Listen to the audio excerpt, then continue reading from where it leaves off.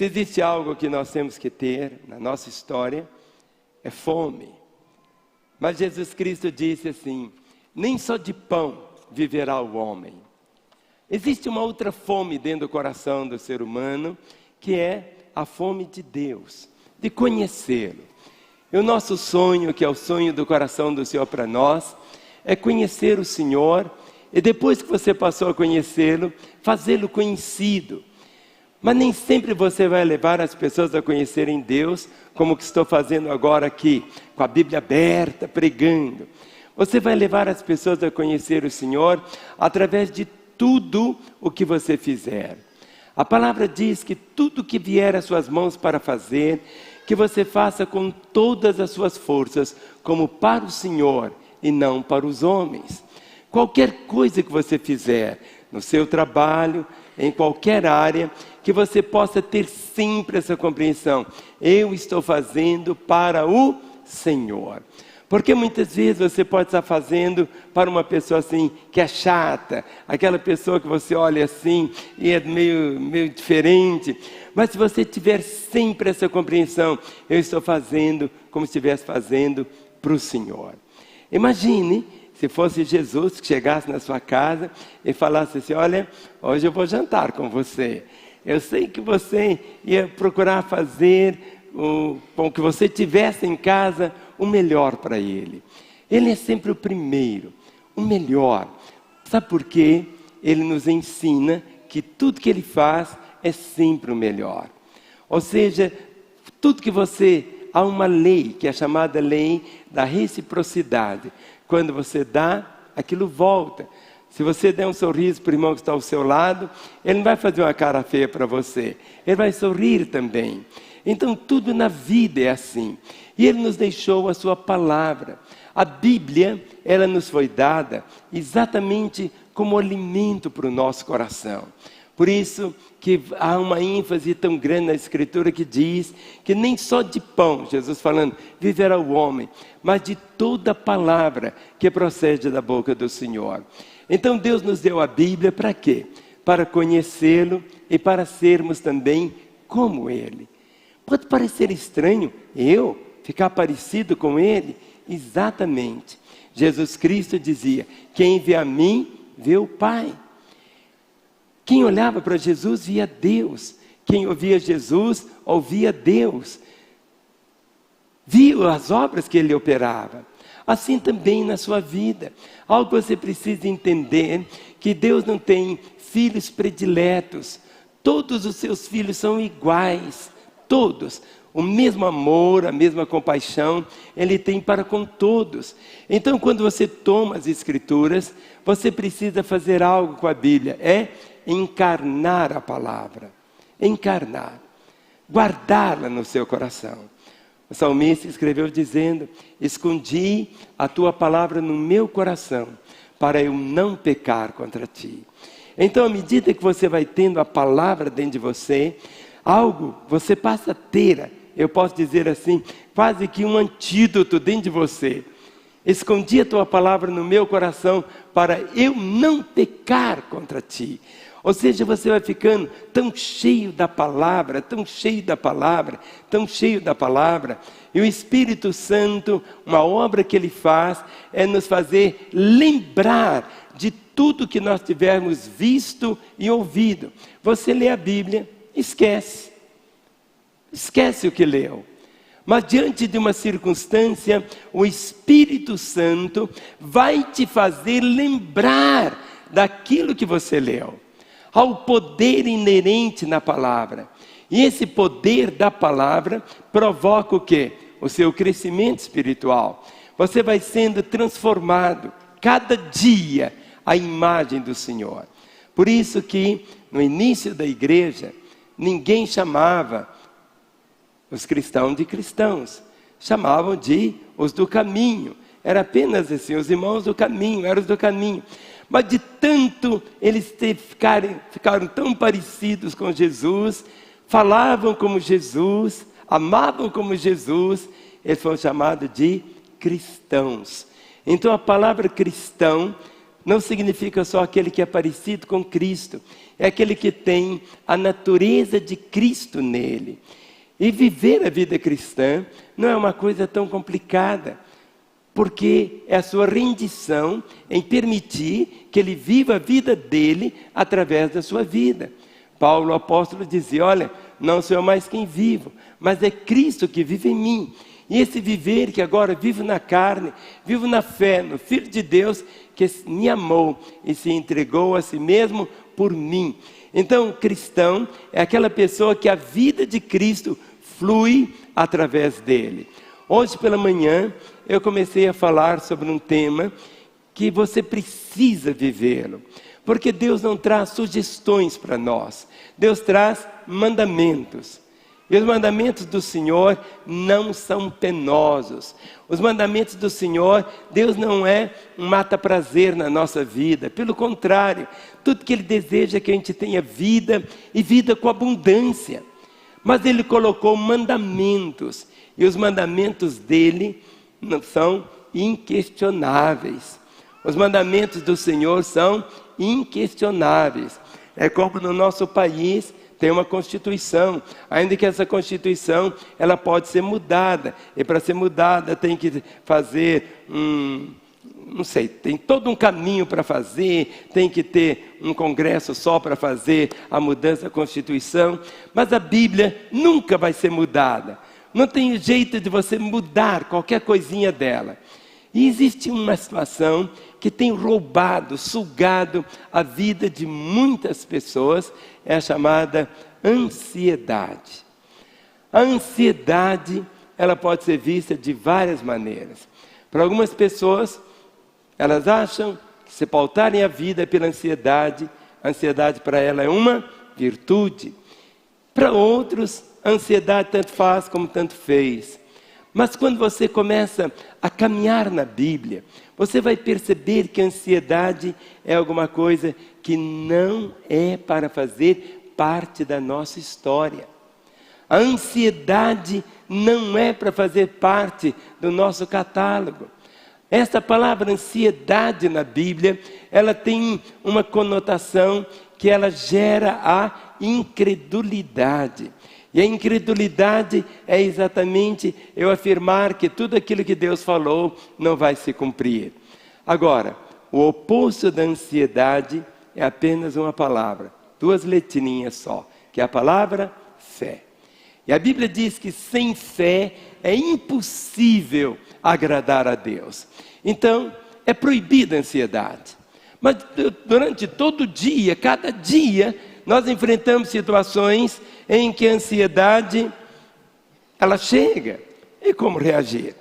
Hoje pela manhã eu trabalhei 3 pontos com os irmãos e vou começar agora com o 4º ponto que diz que a ansiedade deve ser lançada sobre Deus. Ou seja, aquela situação que vai provocar ansiedade na sua vida, o que você vai fazer com aquilo? Ficar segurando? Colocar dentro da caixa e colocar no guarda-roupa? É preciso fazer alguma coisa. É preciso lançar sobre Deus. Abra comigo as Escrituras no Salmo 57. O Salmo 57 é esse salmo que é um grito. E ele começa gritando, pedindo misericórdia. Misericórdia. Misericórdia é uma palavra muito no Velho Testamento. Você vai encontrar poucas vezes a palavra misericórdia no Novo Testamento, porque no Novo Testamento a própria palavra misericórdia é a palavra graça. Graça. No Velho Testamento você sempre vai encontrar misericórdia. Mas as duas palavras são homogêneas. As duas palavras trazem o mesmo significado. E o Salmo 57, o salmista rasga o coração.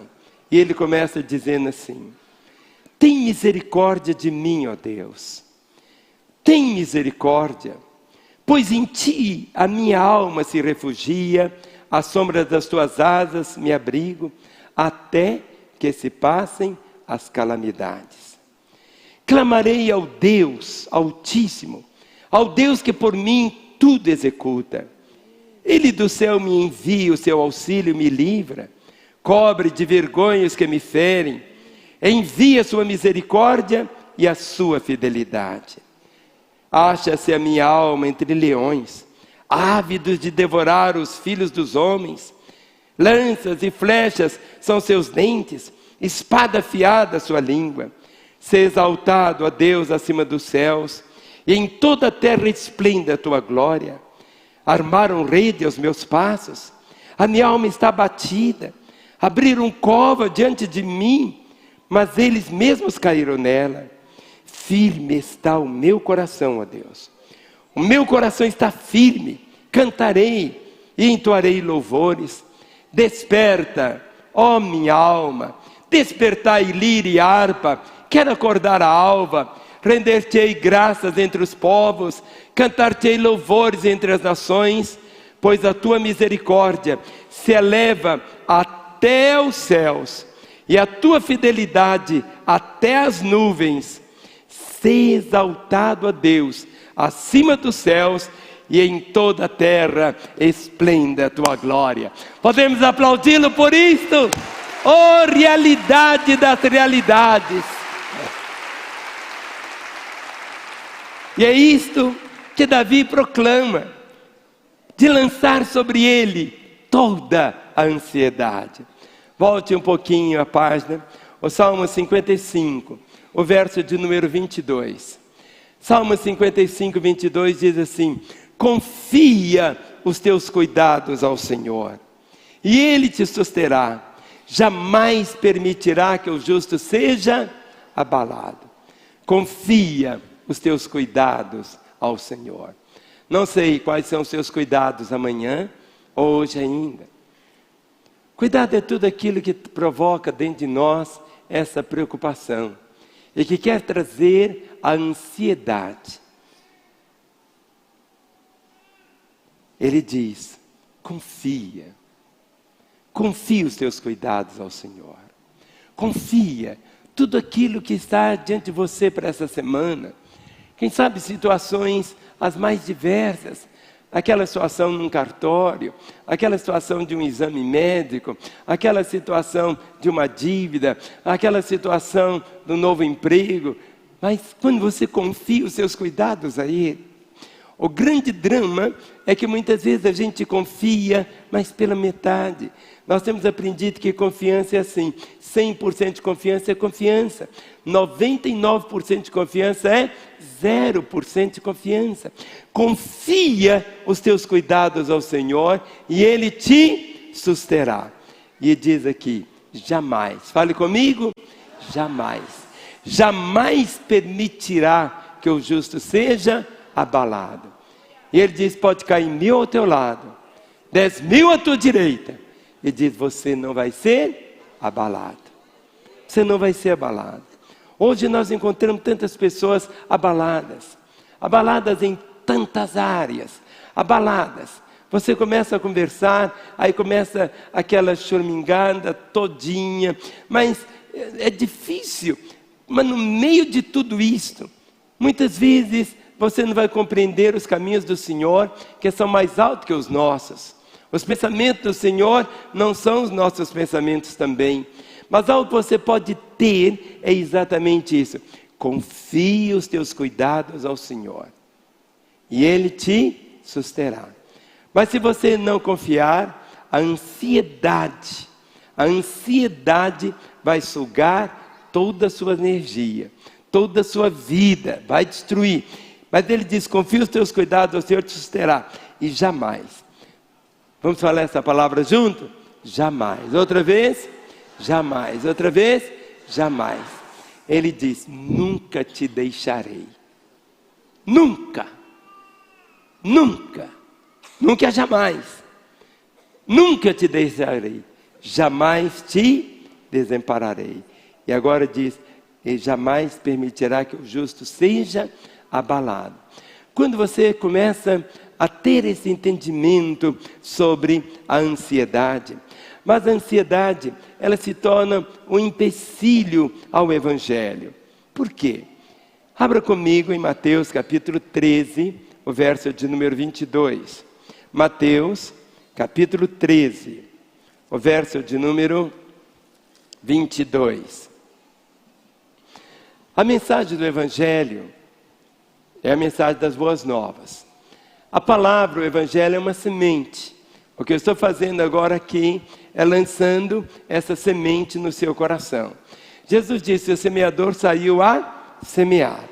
Mas aqui no 22 ele diz assim: o que foi semeado entre os espinhos é o que ouve a palavra, porém os cuidados do mundo e a fascinação das riquezas sufocam a palavra e fica infrutífera. Essa expressão, o que foi semeado entre os espinhos, Jesus falando daquelas terras diferentes, ao espinho, que foi semeado à beira do caminho, ao que foi semeado em boa terra. Ele diz assim: porém, o que foi semeado entre os espinhos, o que ouve a palavra, porém, os cuidados do mundo. O que são os cuidados do mundo? Os cuidados do mundo é o comer, o beber, o existir. Faz parte da nossa história. Mas os cuidados do mundo não podem de forma alguma permitir, você não pode permitir que a ansiedade, os cuidados do mundo vão fazer o quê? Que a semente do Evangelho fique improdutiva dentro do seu coração. A boa terra é seu coração. A ansiedade, a fascinação das riquezas.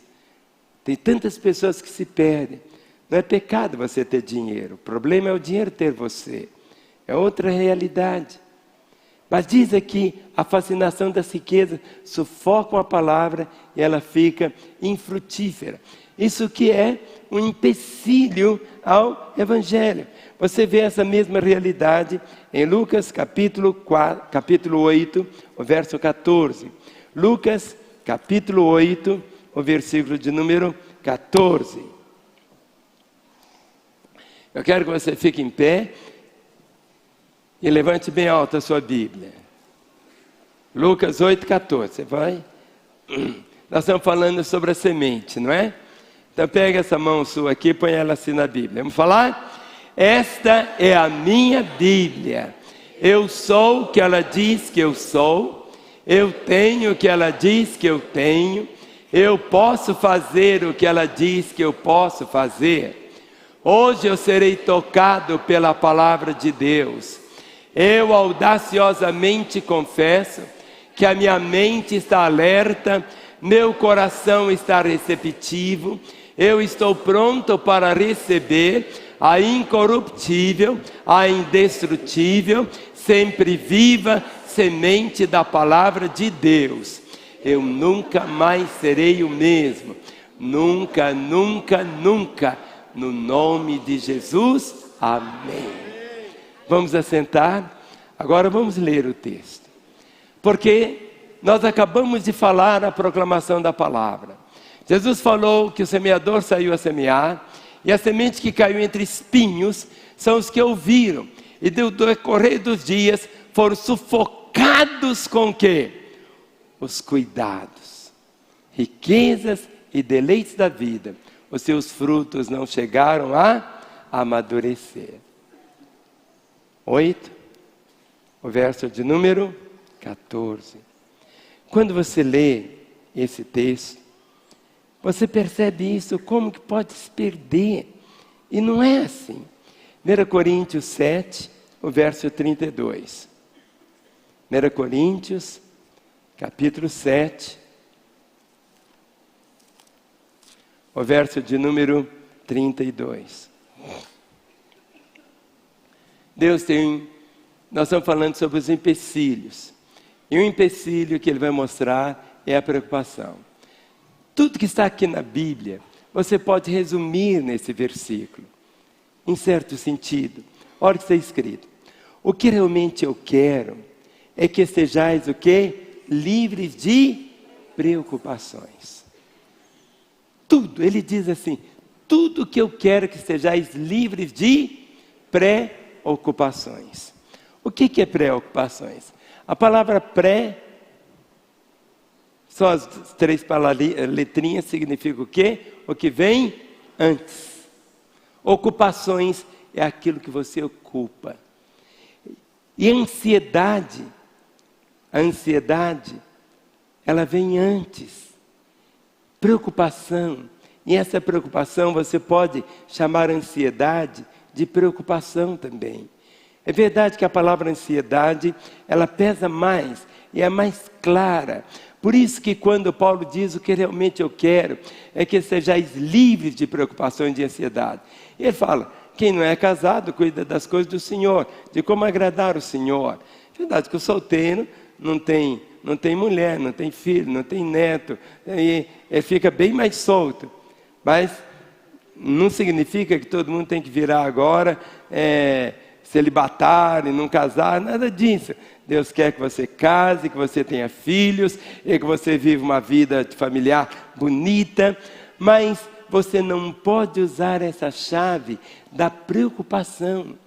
Quando lemos aqui a Escritura, ele está dizendo, o que realmente eu quero, aquilo que eu quero, o que eu quero é que você fique livre de preocupação.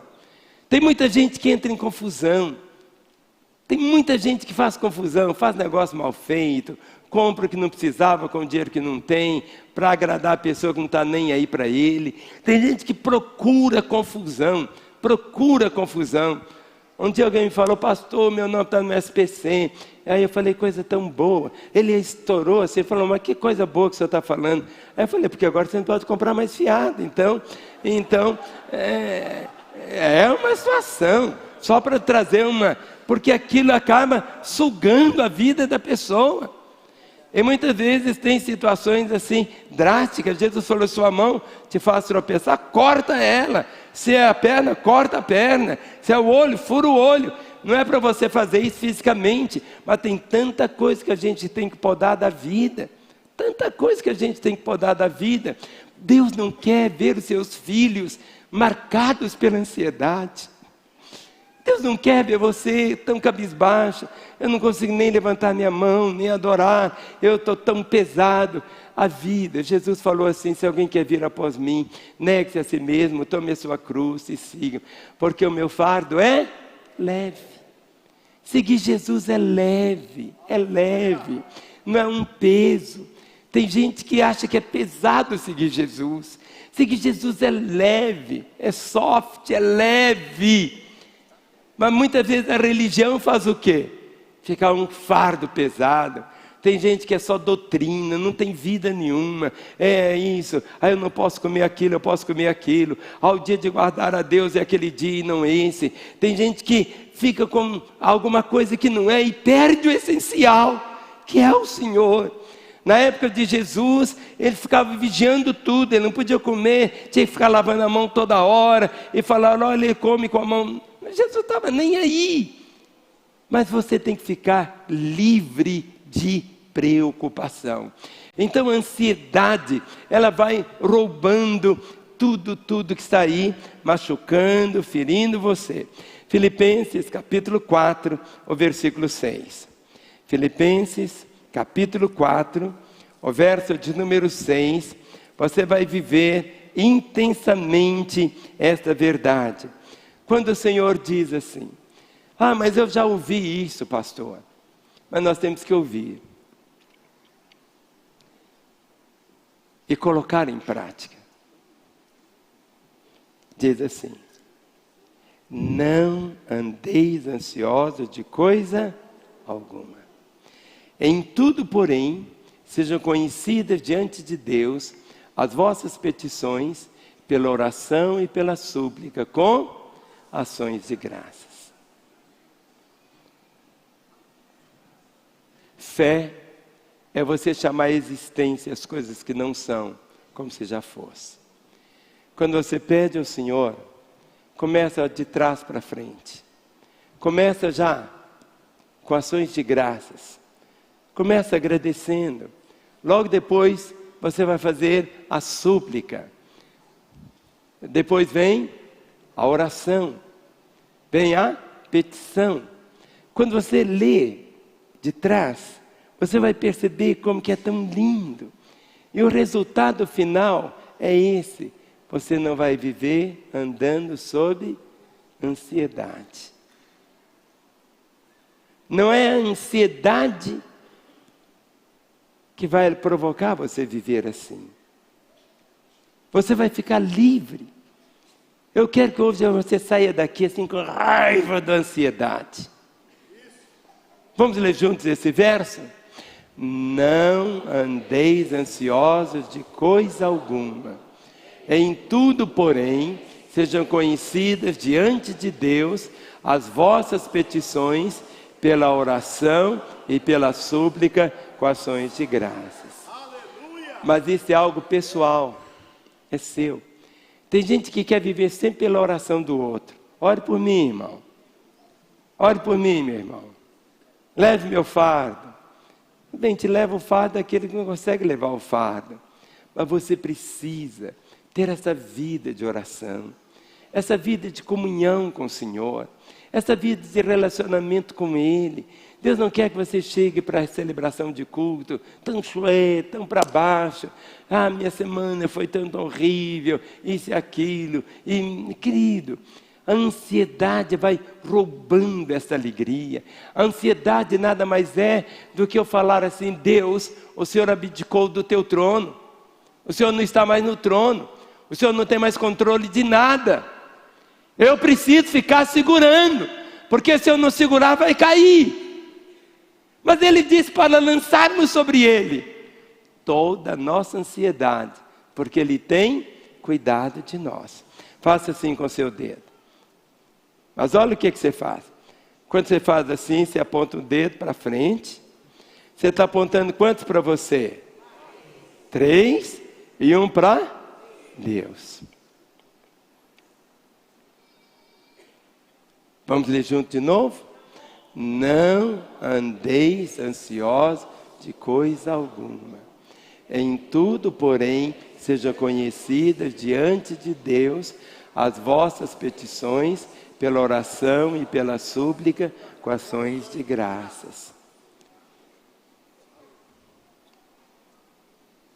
Em Hebreus 11, é chamado o texto dos heróis da fé. Você vai perceber que alguns deles, Deus os livrou do fogo. Mas outros, Deus não livrou do fogo, da fornalha.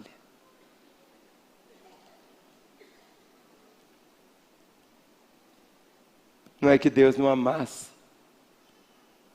Ele amava. Quando você lê os heróis da fé, você vai percebendo que todos eles tinham uma coisa em comum, que era exatamente a crença no Senhor, que Deus está no trono. Deus está no trono. E o trato de Deus não é tanto um trato coletivo, ainda que é coletivo, mas ele é muito pessoal também. O trato de Deus, enquanto você não entender isso, que às 24 horas, Deus olha para você como se somente você existisse. A capacidade do Senhor Deus, Deus é Deus. Ele sabe, na Escritura está escrito que os nossos cabelos estão numerados. Sabe o que é numerado? É se tivesse arrancado aqui e Deus pode dizer: esse cabelo é o número 23.421. Esse cabelo aqui é o 15.182. Deus é Deus. A preocupação de Deus, Deus não precisa mostrar que Ele é Deus, mas eu preciso vê-lo como Deus. A ansiedade é exatamente algo tão sutil, que tem roubado, mas roubado mesmo, a energia.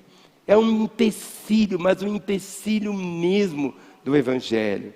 Mas há uma advertência. E essa advertência, Paulo, em 2 Timóteo capítulo 2, o versículo 4, ele traz essa advertência dizendo assim: porque a igreja de Jesus tem muitos nomes. Ela é o corpo de Cristo, ela é o exército de Deus, ela é a videira, e são vários títulos para descrever a igreja. Mas aqui ele diz assim: nenhum soldado em serviço se envolve em negócios desta vida, porque o seu objetivo é satisfazer aquele que o arregimentou. O nosso objetivo hoje na nossa vida, é satisfazer aquele que nos arregimentou. A palavra igreja, a palavra grega eklesia, que significa os chamados. Os chamados. Igreja é isso, os chamados. Os chamados. Você tem que ter essa compreensão que você foi chamado. Deus colocou você. Você faz parte de um exército. A igreja é o exército de Deus também. E aqui ele diz, Paulo escrevendo, nenhum soldado em serviço envolve negócios dessa vida, porque o seu objetivo é satisfazer aquele que o regimentou. Então eu não posso trabalhar? Será que eu não posso fazer isso? Será que eu não posso ter meu prazer? Não. Deus não é um masoquista que quer fazer as pessoas sofrerem.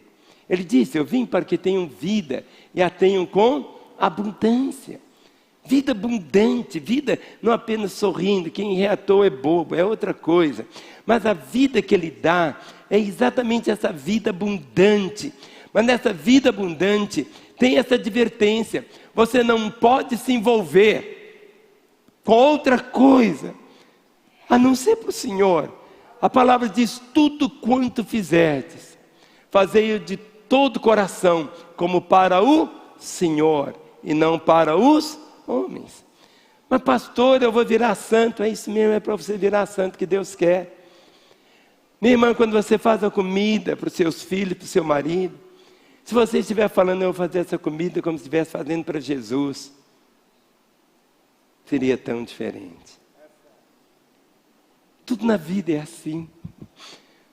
Tudo que fizerdes, fazei de todo o coração. Como?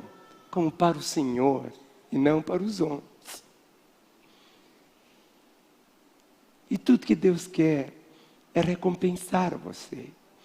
E Ele diz, quem é fiel no pouco, Ele diz, sobre muito eu colocarei.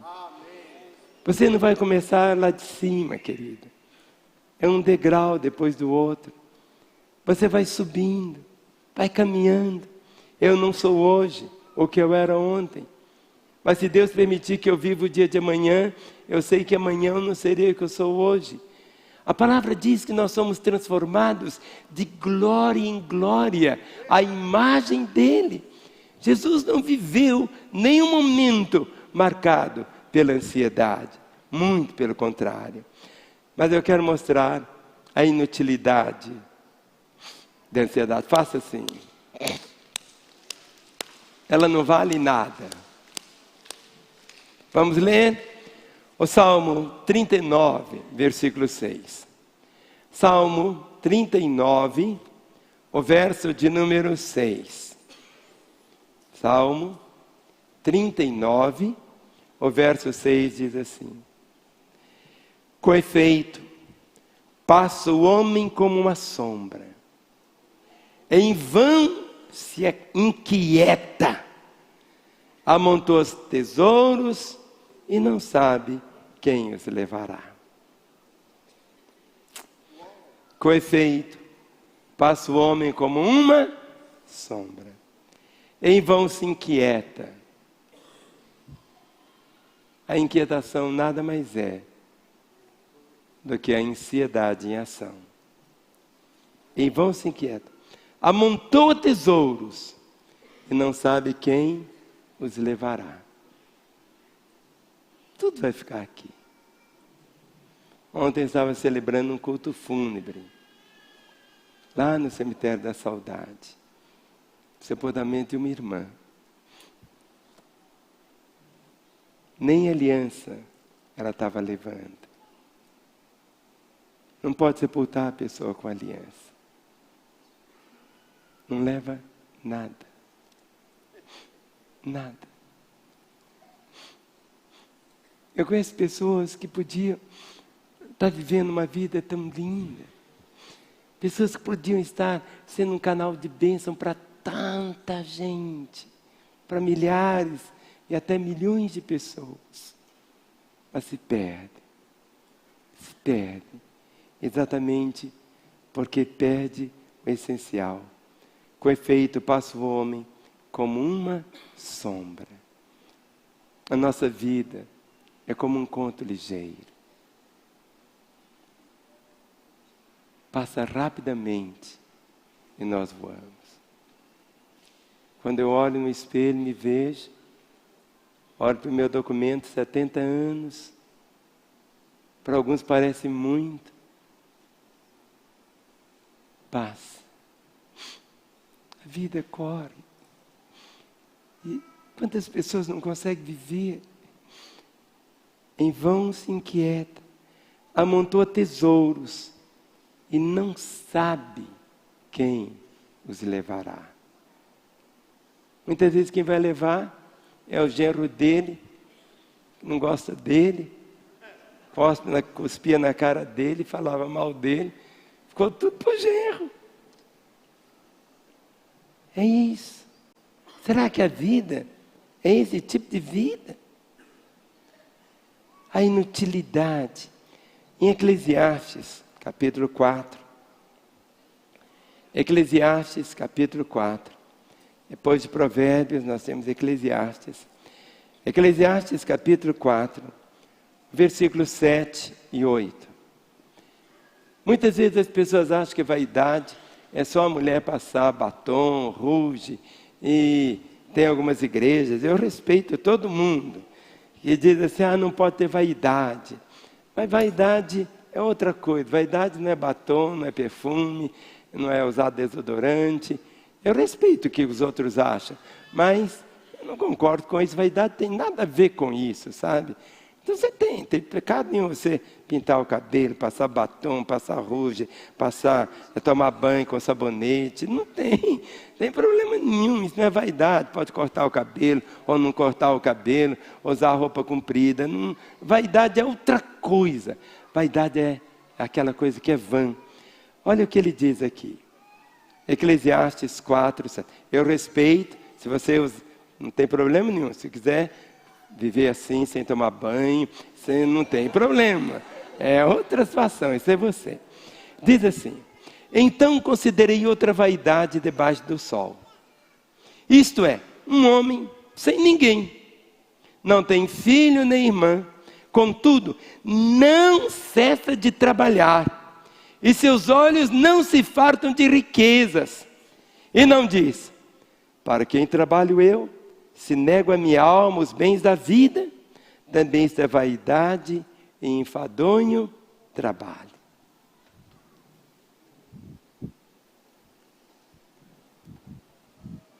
Que coisa. A pessoa passa pela vida, trabalhou a vida toda, não viveu. Amontoou. Isso é um homem sem ninguém. Não tem filho, nem irmã, contudo não cessa de trabalhar, e seus olhos não se fartam de riquezas. E não diz, para quem trabalho eu? Se nego a minha alma os bens da vida, também isso é vaidade, enfadonho trabalho. Viva, querido, cada dia. Quando sair de casa, beije a sua esposa, abrace, beije seus filhos. Faça um festival de carinho, de amor. A vida ela é tão simples. E quantas pessoas se perdem. A vida para alguns é aquela vida que não carrega esse bulício de tanto gozo que a pessoa pode ter no existir. A inutilidade daqui da ansiedade. Em Lucas capítulo 21, o verso de número 34. Jesus fala de uma advertência clara contra a ansiedade. Lucas 21, o verso de número 34. Ele diz assim: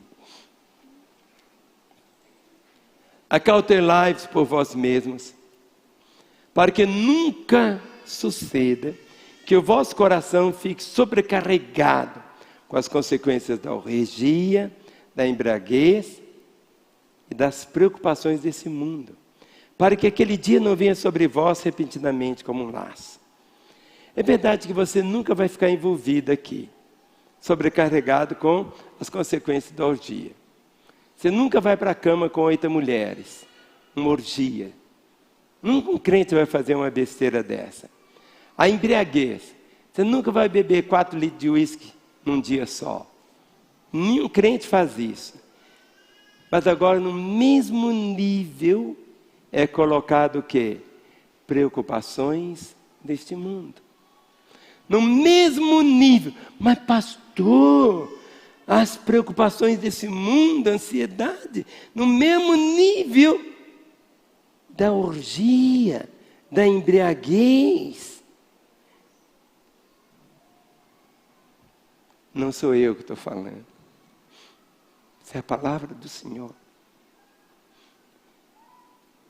Não existe um pecado que seja mais pecado que o outro.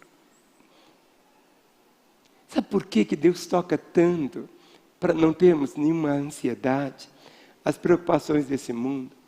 E a palavra diz que Ele cuida de nós. Tudo que Ele quer é que você o veja como Deus. Ele alimenta os pássaros. Você já viu um passarinho morrer de fome? Só se estiver dentro da gaiola. Se Ele cuida dos passarinhos, cuida.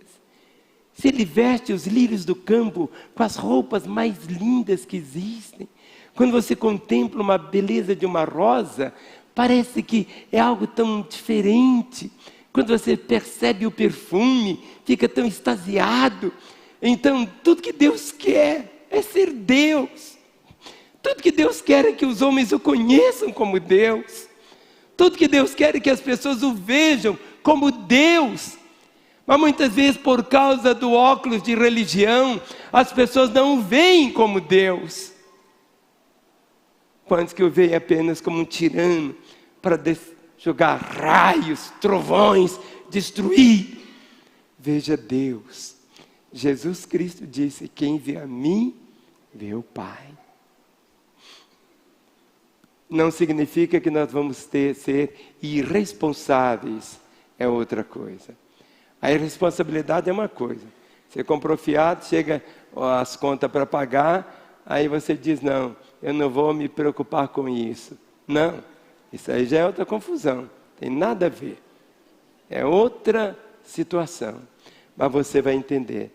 Acautelai por vós mesmos, para que nunca vos suceda que o vosso coração fique sobrecarregado com as consequências da orgia, da embriaguez, das preocupações deste mundo, e para que aquele dia não venha sobre vós repentinamente como um laço. E esse dia vai chegar realmente para todos nós.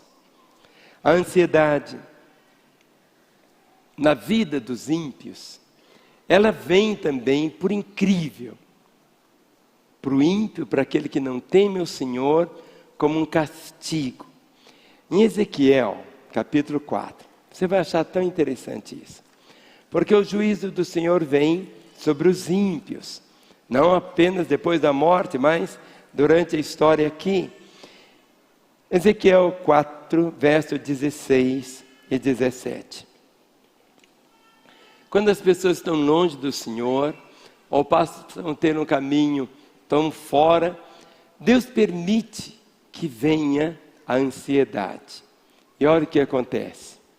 Disse-me ainda: filho do homem, eis que eu tirarei o sustento de pão em Jerusalém. Comerão o pão por peso e com ansiedade.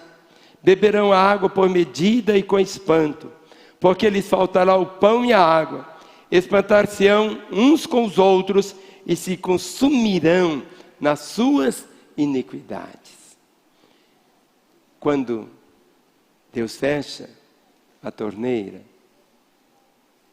não é que Deus vai deixar de ser Deus, mas é muitas vezes para levar a pessoa ao arrependimento. O filho pródigo, quando ele estava lá, gastando o dinheiro todo na orgia, depois que ele perdeu tudo, Deus não mandou nenhum pombo, nenhum anjo ir lá levar comida para ele. Ele passou a comer comida de porcos, vivendo entre porcos, dormindo no chiqueiro.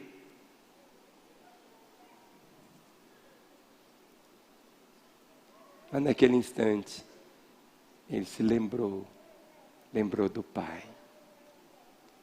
lembrou do Pai. Lembrou do Pai.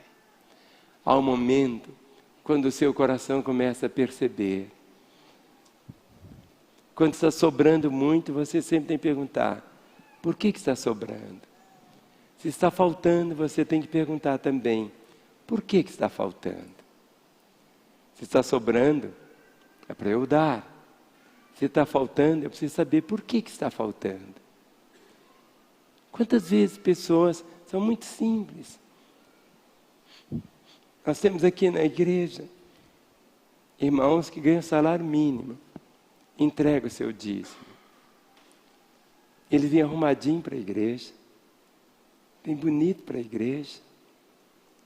E tem outros que ganham 10 salários e não são dizimistas. E o nome está no SPC. São situações completamente opostas, mas que proclamam uma realidade. Mas a Bíblia diz, não deis lugar ao diabo. Não dê brecha para o diabo. Não dê brecha para ele. Porque ele vai entrar e a ansiedade vai levá-lo a abandoná-lo. E aqui veio exatamente a disciplina do Senhor. Veio como castigo. Volte um pouquinho aqui. Ezequiel capítulo 12. Ezequiel capítulo 12, versos 17 e 18.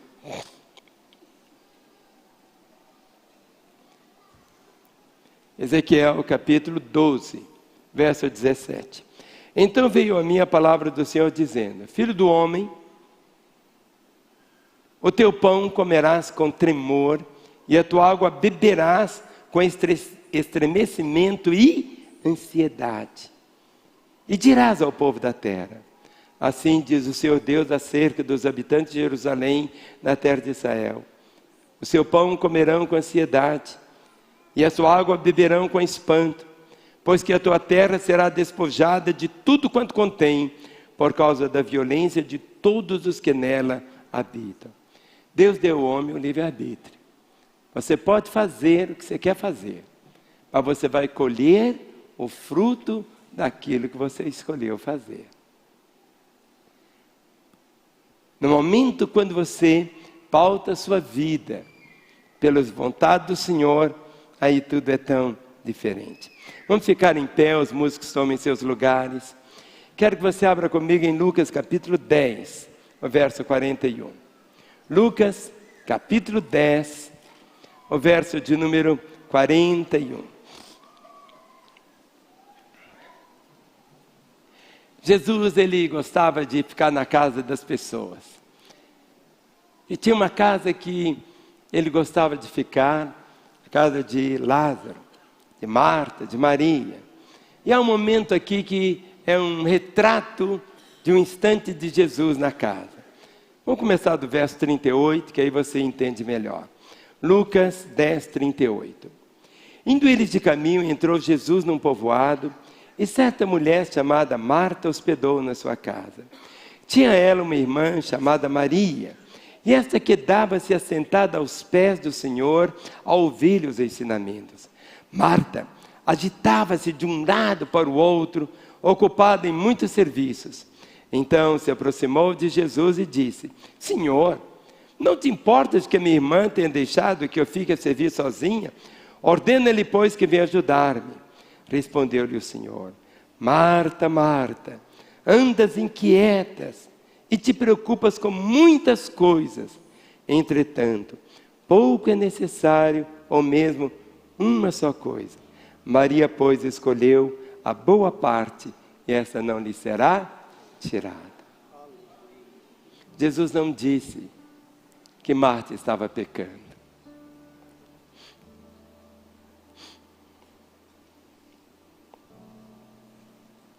Ela estava inquieta, preocupada com tantas coisas.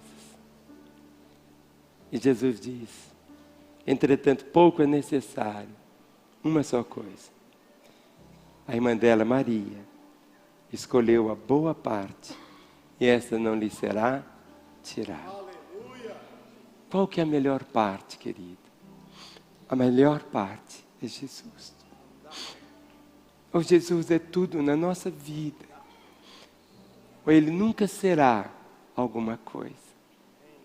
Ou ele é o primeiro na nossa vida, ou ele nunca será o segundo. Mas pastor, se eu for viver assim, eu vou virar santo. É isso mesmo, querido. Você vai virar santo.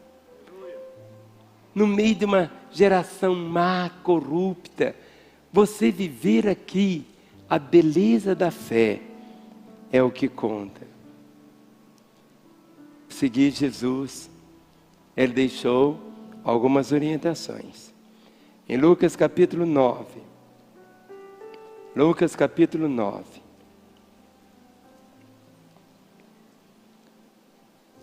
A partir do verso 57. Ele diz assim: indo eles caminho fora, alguém lhe disse: seguir-te-ei para onde quer que fores. Mas Jesus lhe respondeu: as raposas têm seus covis, e as aves do céu ninhos, mas o Filho do Homem não tem onde reclinar a cabeça. A outro disse Jesus: segue-me. Ele, porém, respondeu: permite-me ir primeiro sepultar meu pai. Mas Jesus insistiu: deixa os mortos e sepultar os seus próprios mortos. Tu, porém, vai e prega o reino de Deus. Outro lhe disse: seguir-te-ei, Senhor, mas deixa-me primeiro despedir-me dos de casa. Mas Jesus lhe replicou: ninguém que, tendo posto a mão no arado, olha para trás, é apto para o reino de Deus. É proibido a ansiedade. Segure na mão do seu irmão. Gostaria de pedir que ninguém se movesse. Vamos dar só as mãos. Querido, não procure sair antes do final, porque Deus tem algo tão lindo. E muitas vezes você pode perder aquele momento, que é aquele momento que você veio buscar. Deus te ama. Talvez você esteja debaixo de pressões tão grandes. E a ansiedade tem sufocado o seu coração. Tem roubado de você até a alegria do seu casamento. Sabemos que a vida é marcada pelos recomeços. O Salmo 23, nós sabemos de cor. Vamos falar juntos? O Senhor é o meu pastor e nada me faltará. Deitar-me faz em verdes pastos. Guia-me mansamente às águas tranquilas. Refrigera minha alma. Guia-me pelas veredas da justiça, por amor do teu nome. Ainda que eu andasse pelo vale da sombra da morte, não temeria mal algum, porque tu estás comigo. A tua vara e o teu cajado me consolam. Preparas uma mesa perante mim, na presença dos meus inimigos. Unges a minha cabeça com óleo, e o meu cálice transborda. Certamente que a bondade e a misericórdia me seguirão todos os dias da minha vida, e habitarei na casa do Senhor por todo sempre. Teve uma igreja que fez um concurso, que era para as pessoas se citarem o Salmo 23. Aí começaram. Vinha alguns que eram atores e diziam: o Senhor é o meu pastor, nada me faltará. Vinha aquela irmã chorosa: o Senhor é meu... E falava, e o povo aplaudia. E aí outra aparecia, e o povo aplaudia. Depois subiu um velhinho. Ele recitou o Salmo 23. Quando ele terminou, todo mundo estava chorando. Qual que foi a diferença? Que aqueles primeiros conheciam o Salmo 23. E aquele velhinho conhecia o pastor do Salmo 23. O Senhor disse: meu povo está sendo destruído por uma coisa só, é a falta do conhecimento. Meu povo está sendo destruído porque lhe falta o conhecimento. Ele disse, e conhecereis a verdade, e a verdade vos libertará. Eu oro para que cada ovelha de Lagoinha possa manifestar a vida. Quando a ansiedade bater na porta, deixe Jesus atender a porta. Deixe Jesus atender a porta. Deixe Ele atender a porta. Porque se Ele diz para não alimentarmos a ansiedade, é como se fosse um monstro. Se eu vou alimentando, ele vai só crescendo. Mas se eu não alimento, ele vai morrer de fome. Assim na sua caminhada, querido. O momento que você está passando é o momento. Todo problema tem uma solução. Um fato é que não tem solução. Já ensinamos isso aos irmãos. Todo problema tem uma solução. Se a irmã que tem o cabelo comprido for na cabeleireira e a mulher passar a máquina, deixou você carequinha, isso é um problema, não é um fato. O cabelo vai crescer. Se sua perna for amputada, é um fato, a perna não cresce. Se o seu sapato furou, não é um fato, é um problema. Amanhã você pode ter um outro par de sapato. Muitas vezes você confunde fato com problema. Todo problema vai terminar. Por isso que o Senhor não quer que você fique com ansiedade, porque vai terminar. O fato é que não termina. O fato é que não termina. Se você perder seu óculos é um problema. Mas se você furar seus olhos, é um fato. Vai ficar cego. Tudo que Deus quer é que você paute suas decisões por Ele e pela palavra.